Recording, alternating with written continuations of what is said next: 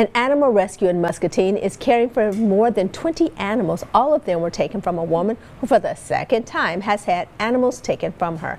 Our Quad City's Gavin Waylick has your top story at 5.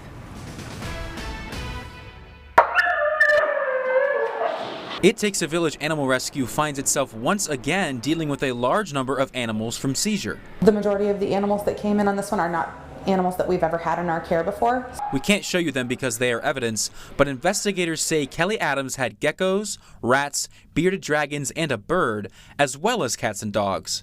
Adams is not allowed to have any animals after an arrest in June for neglect. The biggest difference this time was just the majority of the species that we took were not your typical cats and dogs, and there were it was a much larger number of percentage of deceased animals this time. Comparably speaking, this was more horrifying as far as the conditions of neglect. It Takes a Village Animal Rescue and Resources assisted in seizing the animals in both instances. As far as the cats and dogs versus the other species, the cats and dogs are in better condition than the other species drastically. So they needed care that has been not only a cumbersome need, but it has been around the clock. This is not the first time the rescue has assisted in helping animal neglect cases. The rescue first worked with the sheriff's office in 2022. We've had a good partnership with the village.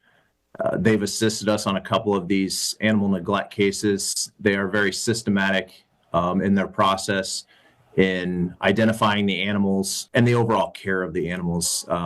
You couldn't ask for a better group of people to work with. Keeler says that the state's laws for animal neglect and animal cruelty are lacking, and that stronger laws would help stop incidents like this. And if we can get this done at a state level, that maybe we won't see so many of these because they won't exist. People will realize that this is not acceptable, and that no Iowa law enforcement agency is going to tolerate it.